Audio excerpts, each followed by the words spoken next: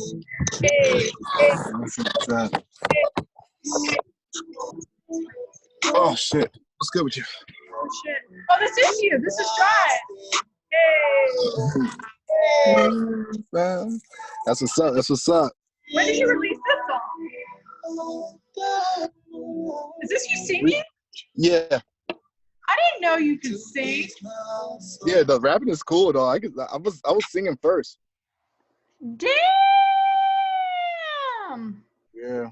Look at you being so talented. Now I just lost you. Hold on, let me see if we can find you again. There we are. I'm here. Cool.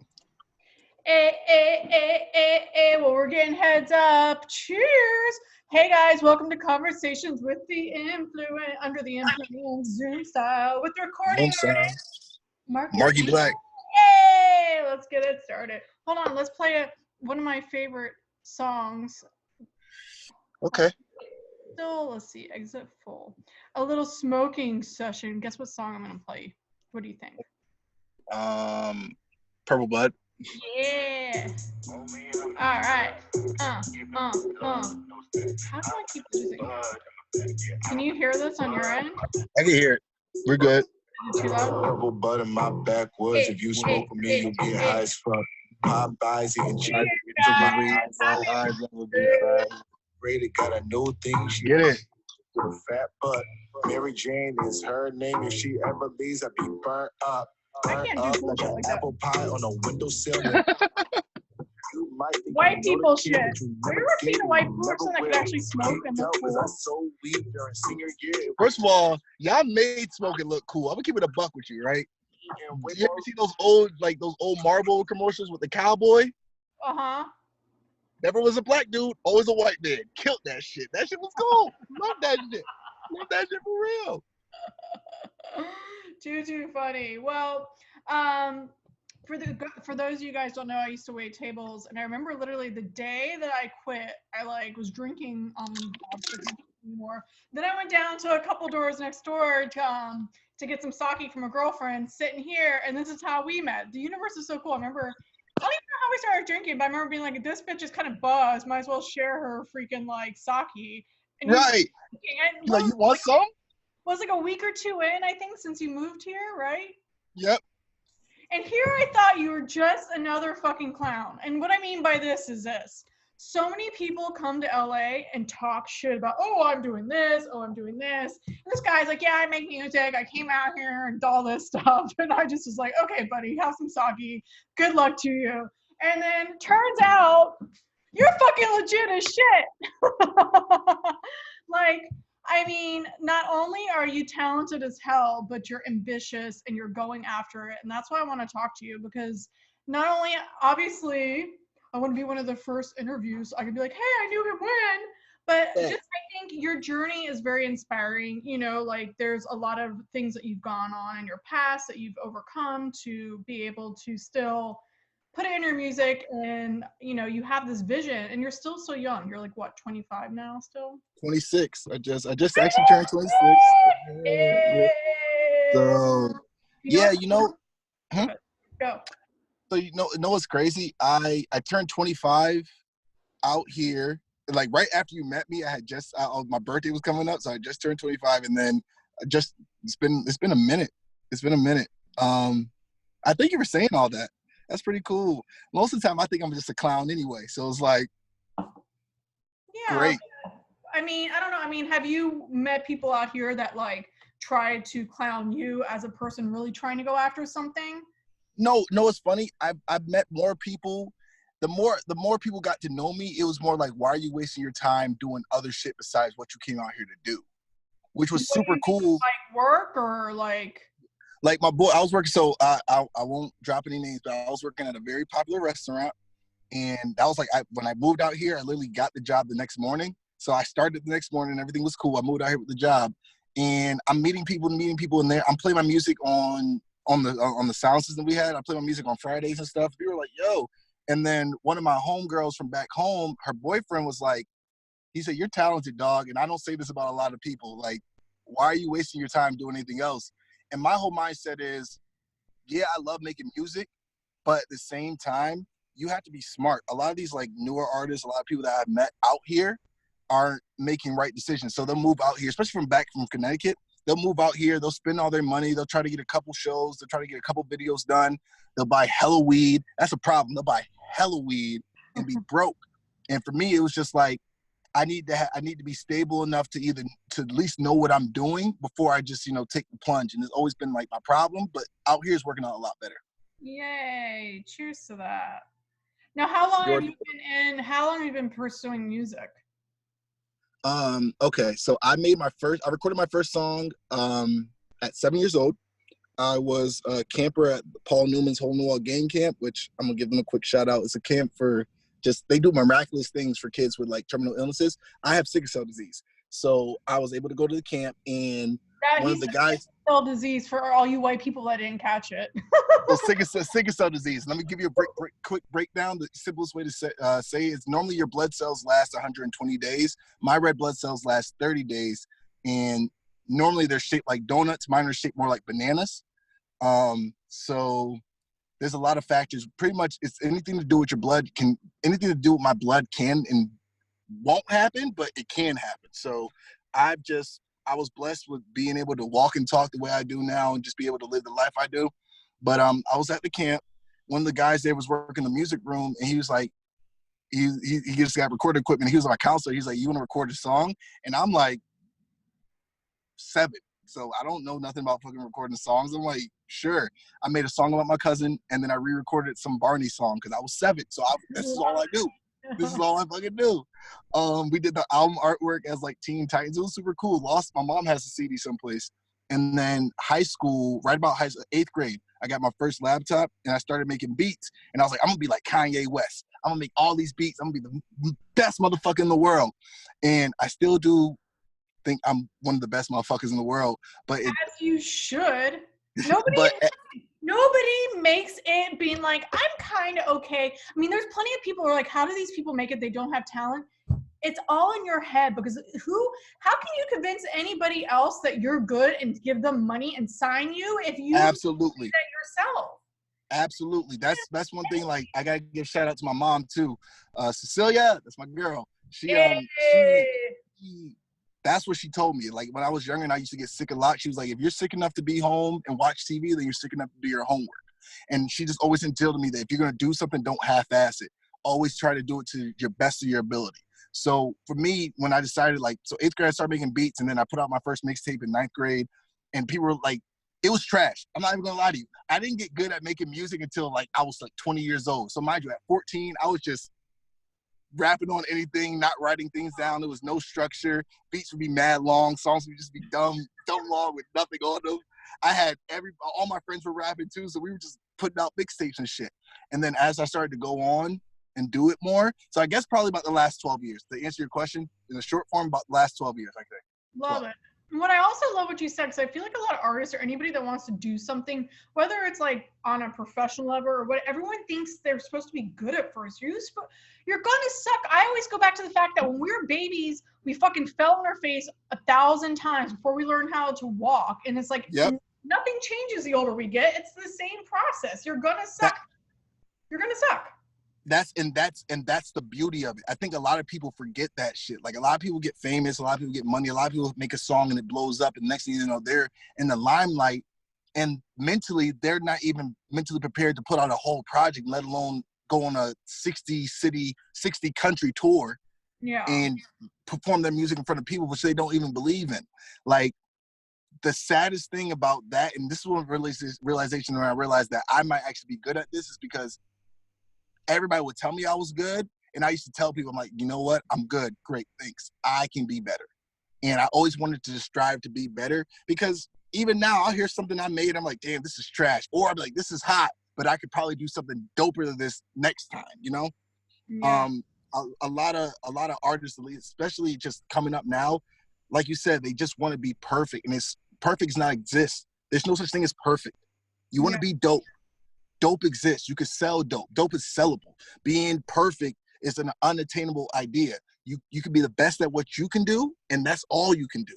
And strive for perfection every day within that. You know what I'm saying? Woo! Hold on, I wanna, cause not a lot of people know your music, and I want to play a little bit just because I feel like. Side note, I dropped a new album today. Just wanted to let you know. Hey! Oh, should we play that then? Wait, is it on? Apple Music, yep, it's out there. What's it called again? Up next. Ambivalence. Ambivalence. Let me see if I can find it. And tell the story of how the video while I'm looking for this. Okay, so the video on which video? Isn't the album? For the ambivalence one? Okay, so I shot it. So I shot a video. Technology, man. Like 10 years ago, I would have never thought I was able to shoot videos, edit videos on my phone. So I shoot all my videos on my phone. Yesterday, I was just like, fuck it, my album comes out later tonight. I might as well shoot a video so I could drop something along with it. So we just drove around LA. Now the song is for the project. The song is called "Ain't No Simp," and basically, if you don't know what a simp is, for the people that are viewing at home, it's simple. You a simple ass person. You dumb as hell, and not even in a good way. It's just like you do simple shit that just doesn't make sense to anybody. Yeah. So it's called "Ain't No Simp," and my dad put me onto this phrase. No shit. He was telling me one day, he was just like, "Man, we were riding around. I think this is like me." Side note, me and my dad didn't have a good relationship, so now we're good. So we're riding around, and he's like, "Look at this man right here. He's a simp." He said, "Why?" He said, "See that girl right there?" He said, "I was with that girl last week. That's her husband." And I'm like, "Okay." And he said, "He's a simp." I said, "Why?" He said, "Because I'm enjoying all the fruits of the labor without doing none of the stuff that he has to do." And I'm like, "I guess." But then I started to think about the concept of just people doing stuff. Like, perfect example, being around artists all the time, and I go to the studio and I give 150%, and it doesn't make sense, but I go hard, and then I go extra hard because I'm paying for this time, and this is what I want to do.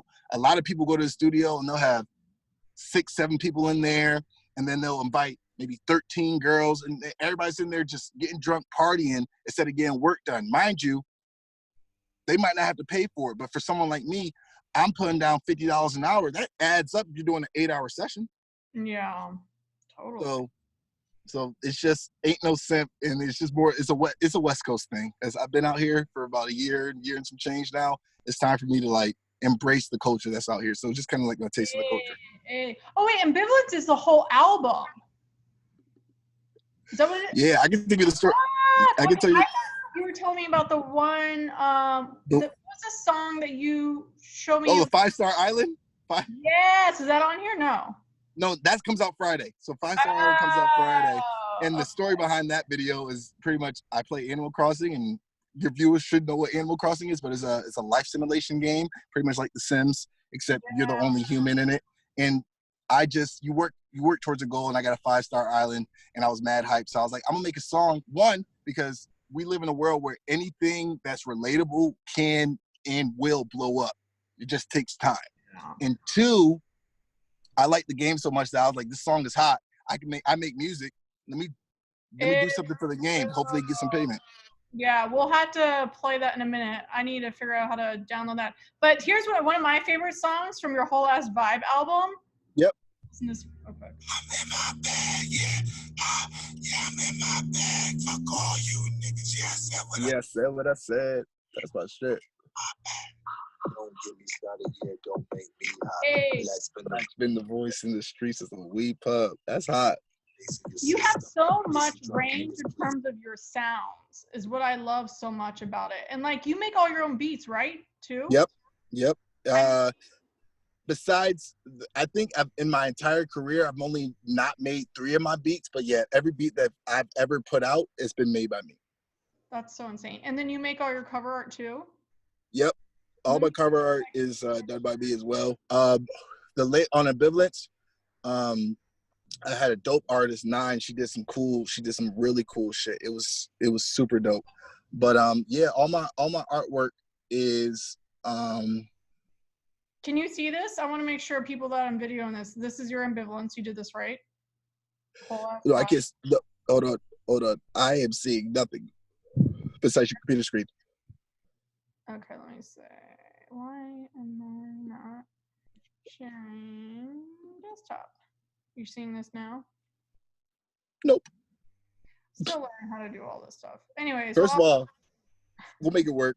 At least we can see. Can you see me, or is it just you now? No, I see you. I can't see me, but I see you. So that's good. Hey, I can see both of us. Let's see. I don't want to hide this. Let's see. Stop sharing. There it is. Hey, there I am. All What's right. your favorite song? Let's play one more song and we'll keep talking. Okay, so my favorite song, I guess off a whole ass vibe, Solo Dolo. All right, let me pull that up real quick. Solo Dolo. So everything about the song for me is like if you're riding around and you move to a new city and you don't know anybody. There's no love in the city, and you got no trust for the city because you haven't built that rapport with them yet. But it's also just like I got a vision that I'm gonna let it pop out. I came out here to do something. It's not to like fail. So or fail and go home. It's to fail and fail forward. That's all we do. Success is just failing forward and making a good mistake. Right? Totally. I was talking to somebody the other day and they were like, losing's the first step to winning. Going back to like so many people are so concerned with being perfect. And it stops so many people from living their life and enjoying stuff. And I feel like as you get older, I mean, you're still younger. I'm going to be 40 in 2 months. There's nothing wrong with that. My titties still look good. I feel great. Minus this little shit that's happening, but working on that. Like, you got to be excited about things. I was listening to, there's Jay Shetty's this cool, like, podcast guy. He's kind of like a young detox.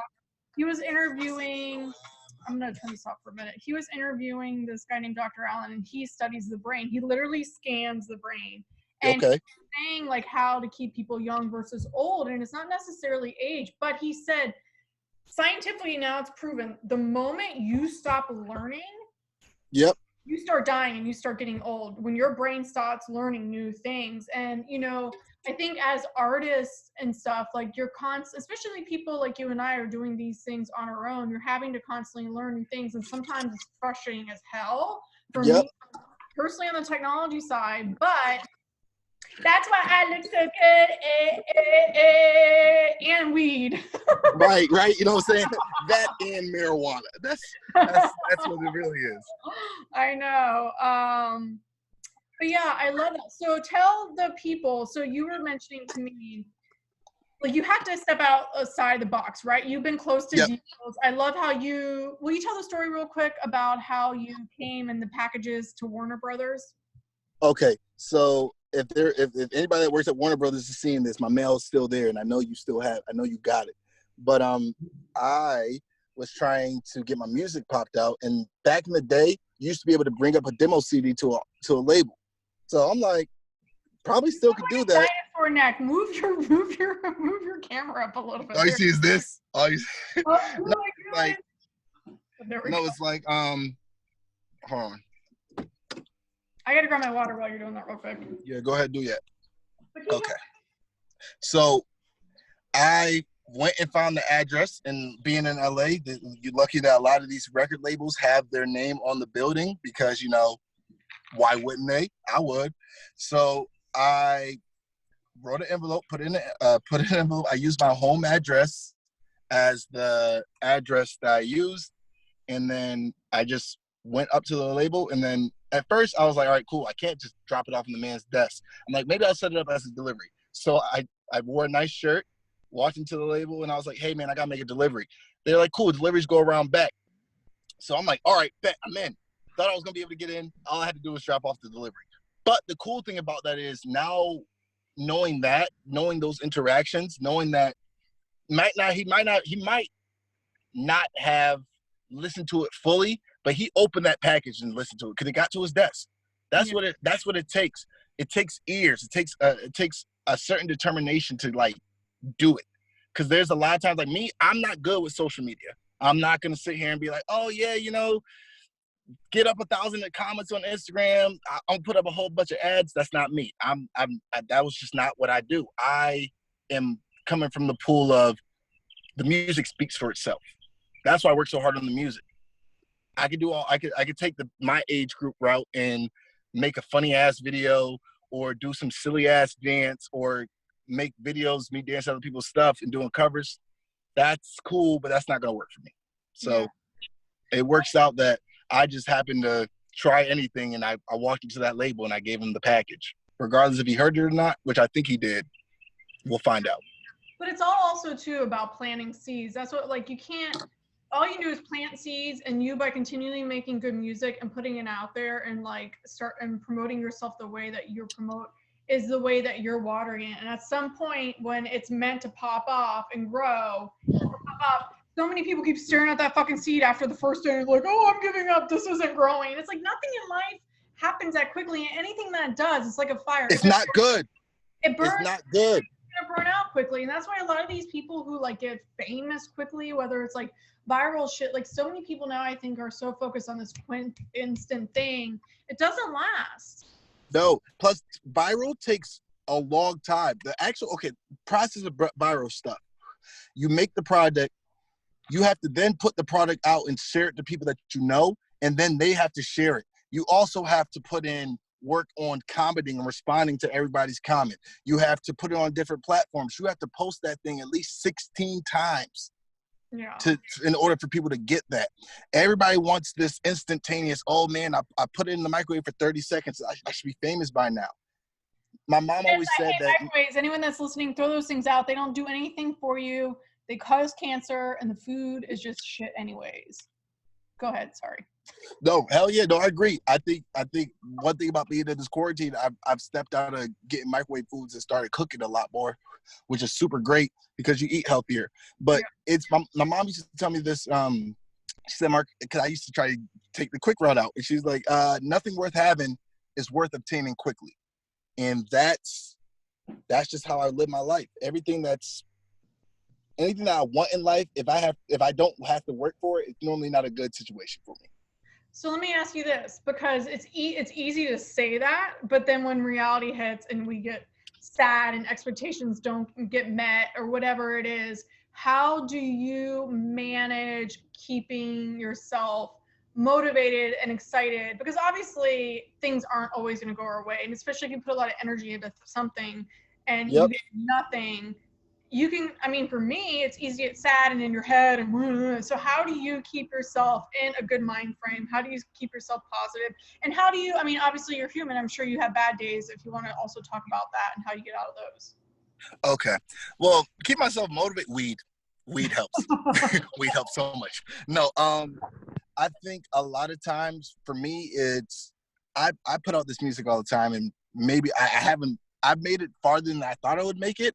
And not as far as I clearly want to be at, but I think for me, it's always the driving force is that, like, I don't want to turn around and spend my life being like, I gave up. I spent a lot of time in the hospital, so I always used to have to sit with doctors, and they would say, okay, we tried this treatment, it didn't work, or they'll say this is working and not working, and that's depressing enough. So just through that, I've just always had this mentality that I could wake up in the morning, that's another 24 to go get it. And if I can't get it, that means someone else is getting it before me, and I don't want to hear all that. You know what I'm saying? Yeah. And as far as getting out of bad days, as an artist, you constantly are suffering. And it's hard to explain that into words, besides the fact that, like, when you put your art there, most of the time, if you're talking about, say if you're a rapper and you grew up and you were in the streets, you're talking about situations where you could have lost a homie. You could have lost your life. You're talking about things where you've been set up. I write about love. And with that, it's like you're constantly reliving past relationships, past mistakes, past everything. And it's like, how do you end up in a depressing state? But my own thing is just like, if I'm able to talk about it, then that means it didn't end up that bad, you know? Cheers. So, huh? I said, cheers to that. You already know. I want to play another little song. What song would you like the people to hear? Play Queen. Oh, I was just looking at that. Hey. Let's see.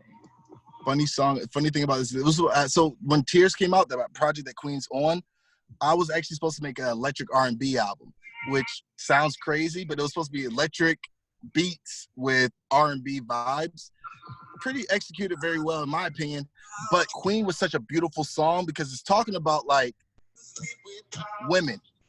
And I love women. I love them. Y'all great. Y'all fucking amazing.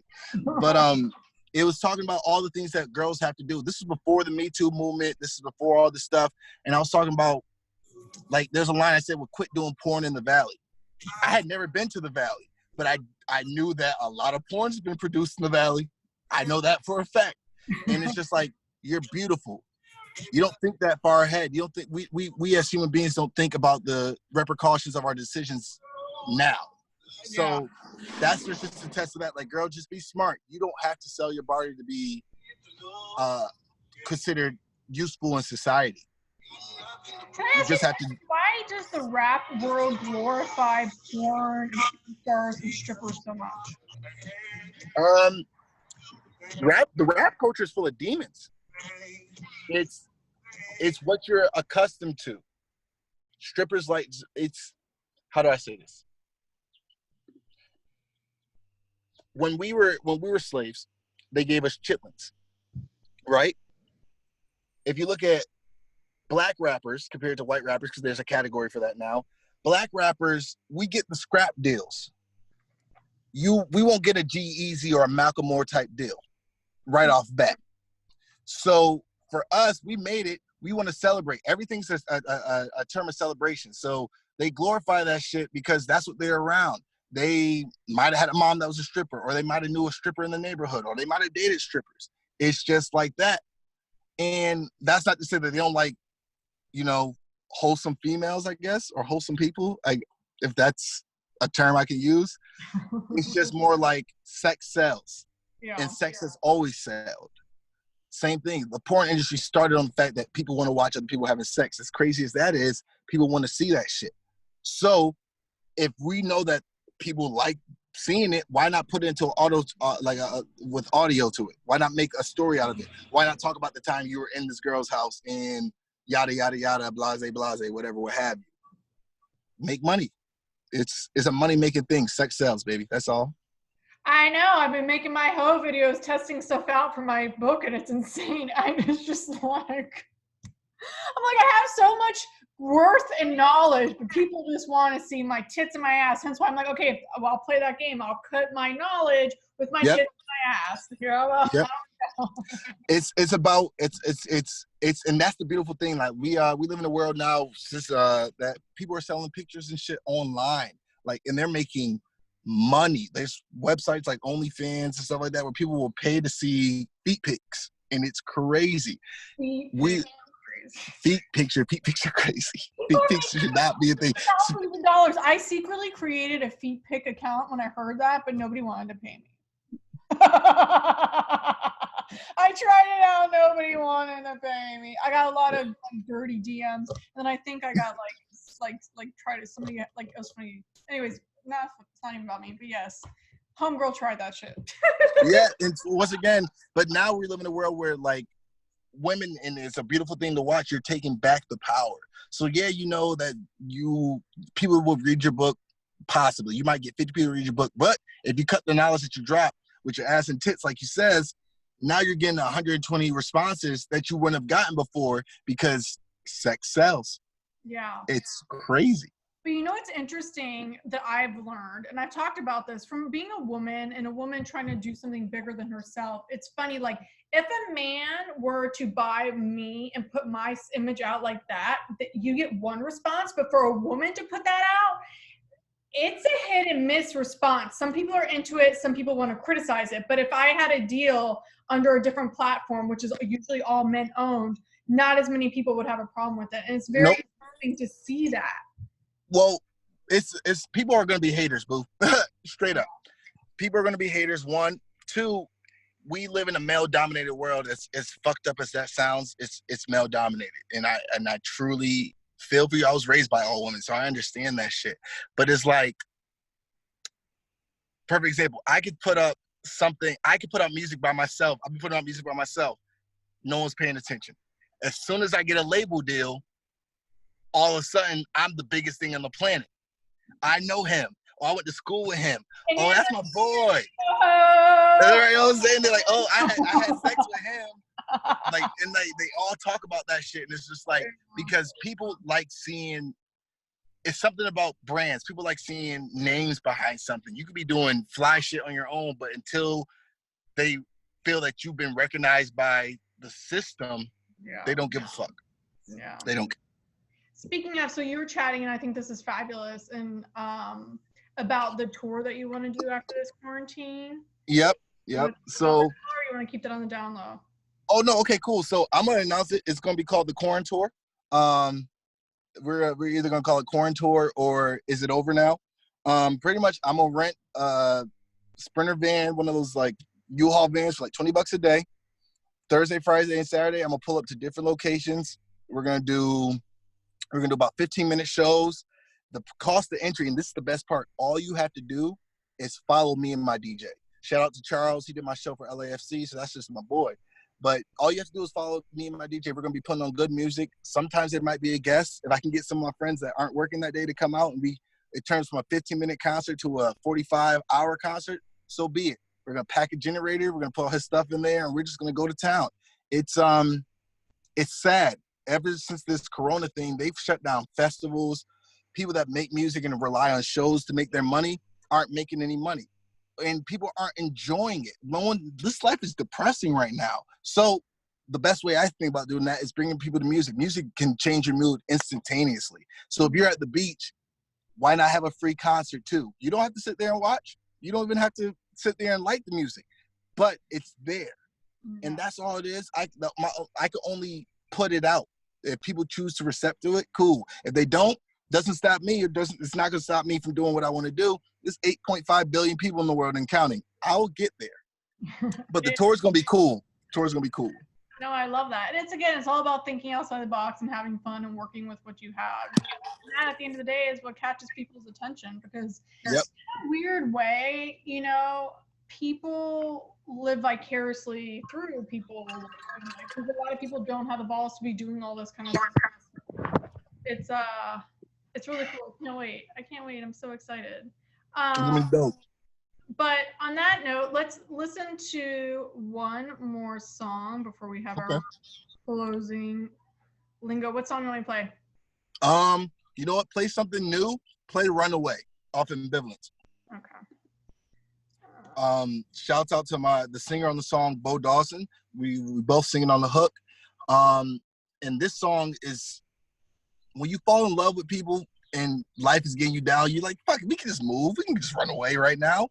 And this kind of breaks down the story of the person that I would have wanted to run away with at the time, but everything that happened in between that. So the hook is talking about, I'm blinded by these city lights, but the verse are talking about, like, you were fucking with we could have been something, but you got married.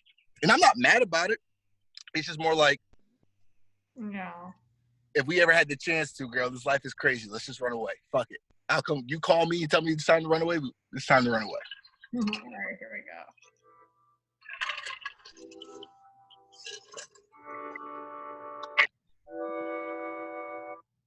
Very islandy, dry vibes. Yeah. Is there kind of a theme for this album? Yes. Ambivalence itself means conflicting views, simultaneous conflicting views. So these are a lot of happy, sad songs. So a lot of the beats are super upbeat, but the content and the lyrics I'm talking about are not so much depressing, or it's real shit. And sometimes real shit's not pretty. It's just real shit. So that's what it is. I'm in LA. We drive a lot out here. So this is good for people that want to take a ride and do shit like that. It's a good song. Oh, yeah. Smoke weed too and cruise too. Funny, during this quarantine, you know how many rides I've just taken driving nowhere, but I'm like, I just need to get in the car and like go places. Just go. I drove up PCH, but that's what great music is for. I think this time to be very healing for people, and music is a great way to like connect you to emotions, you know? The PCH, I wrote this song on the PCH. I love it. Yeah, we were, I was, right before quarantine, I had went out there for a blunt ride, and I was sitting there, and I'm like, and I was looking out off the coast, and I was on the beach, and I'm like, man, cities with the views of the beach, penthouse like 500 trees, and then it started to just became a concept. So yeah, this was made for long drives, just getting your sing. Into it. Hey. Talking about, I'll be your last. Fuck are you talking about? I'll be your last 8. That's my shit. That's my shit. Okay, so let's close this out. What are your any final thoughts you want to share with the people?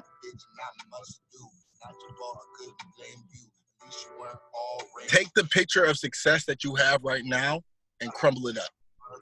Because you're never going to be able to obtain this if you put yourself in a box or a goal. So success is only measured by how you feel success. So when people tell you, oh, this person's successful, they're successful in their own right. Find what your own right is and be successful in that. And always, peace, love, and bacon grease, baby. Damn! I mean, you're fucking wise for being 26. I hope you know that. And then let people know how to find your music, where to find you on social media, and all that stuff. Cool. So if you guys have any of the streaming platforms, SoundCloud, my name is Marcqui Blvck, spelled Marcquibvck. And also my social media handles are all at Marcqui Blvck. That's Marcquibvck. Shoot me a message. Listen to the music. Tell me what you guys think. I respond. I'm not a rude guy. I enjoy conversations. I'm open to collaborations. Let's create work. Let's create art that's gonna push the world forward. That's what I'm about. I love it. And then for you guys who don't know, I'm Natallia Nemes. You can hit me up on my website, natalianemes.com. I'll be having links below. You can find my book, The Shit They Should Have Taught You in College. It's on iTunes, Kindle, all that good stuff. Also, read that. Go ahead and read that. I'm not gonna say this before we leave. I've read your book, and I'm not. I didn't know you read it. Yeah. First of all, I read your book. I read your book, and a lot of the things that you're talking about for your viewers, a lot of things that you're talking about are real life shit, and that's what I appreciate about it. It's not sugar coated. It's not pretty. It's not painted in a vivid picture that makes it seem like it's gonna be all okay. You're giving it straight, and I fuck with that. So thank you from the bottom of my heart. Thank you for inviting me to the podcast, and thank you for continuously being just yourself. And that's all we can be. Thanks, Boo Boo. I appreciate you so much. And, no problem. No problem. I look forward to all the success that's coming your way, and for you too, love. You're the real deal. And going back to, again, authenticity is power, and you're talking about stuff that matters, and it helps heal people. Music is, to me, what the world religion should be. First of all, it should be the world religion and the medicine. That's a topic for another day. We can talk about that all day. All right. Bye, love. Bye.